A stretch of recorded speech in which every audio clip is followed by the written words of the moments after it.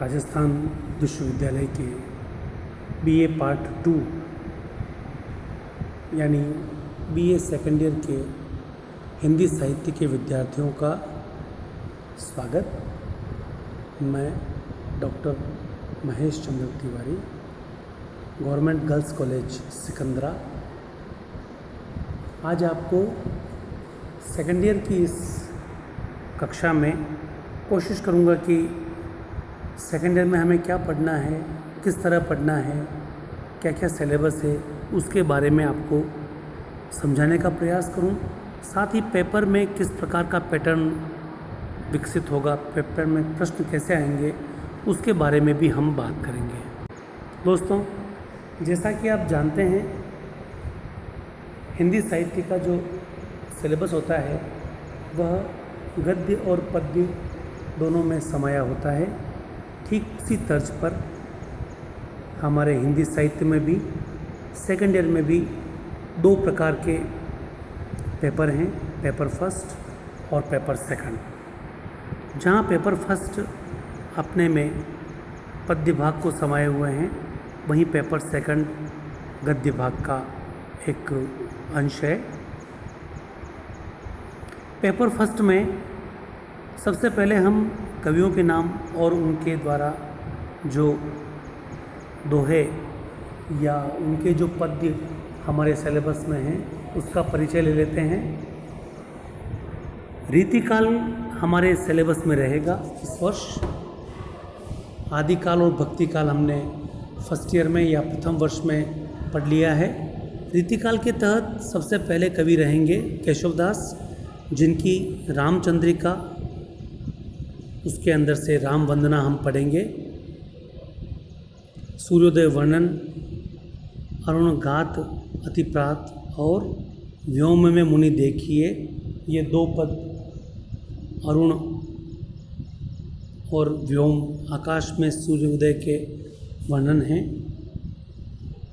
केशव की ही पंचवटी वर्णन में से जो हमारे कोर्स में है वो है फल फूलन पूरे सब जात फटी, सांबित दंडक की रुचि, और एक और हनुमान लंका गमन में हरि केसो वाहन। ये हमारे सिलेबस के वो पॉइंट्स हैं जो हमें रीतिकाल के संस्थापक कवि केशवदास में से पढ़ने होंगे। दूसरे कवि रहेंगे बिहारी, जिन्होंने केवल दोहे लिखे हैं और उनके ये दोहे कोर्स में रहेंगे। पहला मेरी भव बाधा हरो, दूसरा तजी तीरथ हरि राधिका, तीसरा नाच अचानक ही उठे, चौथा कहत नटत रीझत खिजत, अगला नेहन नैननी को कछु, अगला पाय महावर दैन को, अगला मंगल बिंदु सुरंग, अगला अंग अंग नग जगमगे, अगला भूषण भारु समारी है, अगला कीने हूँ कोटिक जतन, अगला या अनुरागी चित्त की, अगला यद्यपि सुंदर सुरपुनी, अगला कहा कहों बाकी दशा, अगला पत्रा ही तिथि पाइए वा घर के चहुपास, निस अंधियारी नील पटु औंधाई सीसी सुमुखी, इति आवत उत्जात सखी, लाल तुम्हारे विरह की, कहलाने एकत वसत, कनक कनक ते सौगुनी, को कही सके बड़ेन सो, नहीं पराग नहीं मधुर मधु, मरतु प्यास पिंजरो पर्यो, जगतु जनायो जी सकल, तो सकी न या मदन गोपाल। ये हमारे रीति सिद्ध कवि बिहारी के 20 दोहे हमारे सिलेबस में हैं। अगले कवि हैं देव, जिनके जाके न काम क्रोध विरोध, कहो कहो कुलटा कुलीन अकुली, रावरो रूप रयो भरी भामिनी, गंग तरंगिन बीच चरंगिनी, ऐसे हो जानत को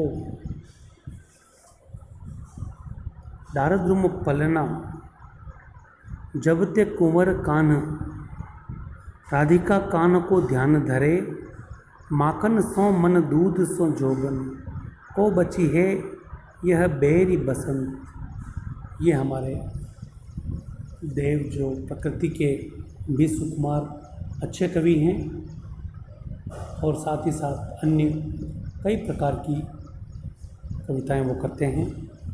अगले कवि भूषण, साज चतुरंग सेन। हम जानते हैं कि भूषण एक वीर रस के कवि हैं।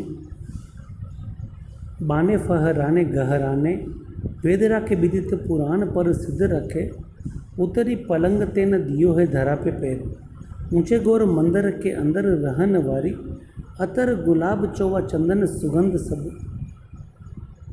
सौंधे को आधार किस मिस जिन को आहार, आपस ही फूट ही थे सारे हिंदुवान टूटे, भुज भुज निगेश की बेसंगिनी भुजंगिनी सी। और अंतिम पद है इनका, अति सौंधे पड़ी सुकुमा। ये पद हम पढ़ने का समझने का प्रयास करेंगे। घनानंद जो विरह की वेदना के अप्रतिम कवि हैं, रीतिमुक्त कवि हैं, रीतिमुक्त काव्य के प्रतिनिधि कवि हैं। उनके छवि को सदन मोद मंडित बदन, भोर ते सांझ लो कानन और, सोए न सोए वो जागे न जाग, नित ध्योंस खरी उर मांझ अरी, अंतर उदेग दाह, नैन में लागे जाए, दिनन के फेर सो, कौन की शरण जैसे आप क्यों, जासो प्रीत ताहि निठुराई, मीत सुजान अनीत करी। ये हमारे कोर्स में रहेंगे। आलम भी जैसे हम जानते हैं कि 4 रीति मुक्त कवि हैं, घनानंद, आलम, बोधा और ठाकुर। उनमें से हमने अभी देखा घनानंद के कौन से पद हैं। अब हम देख लेते हैं कि आलम के कौन से पद कोर्स में हैं। रुचिर बरन चिरु चंदन, अखियाँ भली जूँ ऐसे, चाहती सिंगार तिन्हें सिंगो, बारे तेन पलक शीत रिपु भीत भई, लता प्रसून डोल डाल, डोल बोल पालन खेलत नंदलाला, देहों दधि मधुर धरनी, नीके नहाई धोई धूरी पैठो, मोररा सुखेरी कियो रामू। उसके बाद पद्माकर के जो पद हम पढ़ने का प्रयास करेंगे, समझने का प्रयास करेंगे, वो इस प्रकार है। पुलन में केलिन कछारन में, औरे भांति कुंजन में गुंजरत, चंचला चमाके चहु ओरण ते चाह भरी, आई हो खेलन फाग इहो वृषभानुपुरी, सीज ब्रज चंद पै चली यूं, ऐसी न देखी सुनी सजनी, तीर पर तरनी तनुजा के, फहरे निशान दिशान जाहिर, सिर कटी घर कटही, और किल किलकत चंडी। ये हम पद पद्मा करके समझेंगे। और सिलेबस के 8वें और अंतिम कवि हैं सेनापति। ताकती न दोपे पोपे पिंगल के लक्षण। दूसरा, बानी सो सहित सुबरन मुँह रहे जा।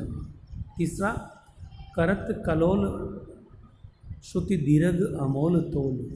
चौथा, कालिंदी की धार निर्धार है अधर। पांचवा, सोहे सेंग आली रही रति हु के पुर साली। छठा, मालती की माल तेरे तन को परस पाई। सातवां, मानहु प्रबाल ऐसे ओठ लाल लाल। और आठवां, बरन बरन तरु फूले उपवन बन। इस प्रकार इन 8 कवियों को हम इनके पदों को, इनके दोहों को समझने की कोशिश करेंगे। आइए हम यह भी जान लेते हैं कि अंक विभाजन कैसे होगा। एक कवि में से एक व्याख्या पूछते हुए आपको कुल 4 व्याख्याएं करनी है, जिसमें आंतरिक विकल्प होगा अथवा लगा होगा, और ये 40 नंबर का होगा। और 4 ही आपको निबंधात्मक प्रश्न करने हैं, जो कि 15 नंबर का एक प्रश्न होगा, और इस प्रकार से 60 अंक प्रश्नों के और 40 अंक व्याख्या के, 100 अंक का पेपर इस प्रकार से होगा। और हम अब देख लेते हैं कि पेपर सेकंड की क्या पोजीशन है। पेपर सेकंड गद्य का पोर्शन है और सेकंड ईयर में लिया गया है नाटक और एकांकी।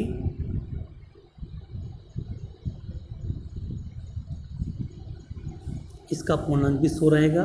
नाटक जो कोर्स में है वो कोणार्क, जो कि जगदीश चंद्र माथुर का एक प्रसिद्ध नाटक है। ब खंड में हमारे राम कुमार वर्मा की उत्सर्ग एकांकी है, भुवनेश्वर की तांबे के कीड़े एकांकी है, उपेंद्र नाथ अश्व की नया पुराना एकांकी कोर्स में है। तो विष्णु प्रभाकर का ममता का विष, लक्ष्मी नारायण लाल का काल पुरुष और अजंता की नर्तकी, धर्मवीर भारती की एकांकी आवाज़ का नीलाम, और सुरेंद्र वर्मा की हरी घास पर घंटे पर। खंड ब हमारा रहेगा नाटक और एकांकी का उद्भव और विकास। कुल 4 व्याख्याएं, अंक विभाजन इस प्रकार रहेगा। कुल 4 व्याख्याएं आएंगी, 2 नाटक से 2 एकांकी से, उनमें भी आंतरिक विकल्प देय होगा, और इस प्रकार से ये 36 अंक का हो जाएगा। और निबंधात्मक 4 प्रश्न करने होंगे, 14 नंबर का प्रश्न रहेगा एक, इस प्रकार वो 16 नंबर 56 नंबर इनके हो जाएंगे। बचे हुए 8 नंबर का हमें नाटक पर 2 प्रश्न, एकांकी पर 2 प्रश्न, इस प्रकार 4 प्रश्न एक करना होगा। और खंड स में हमें आंतरिक टिप्पणी करनी होगी, जिसमें आंतरिक विकल्प देय होगा। धन्यवाद।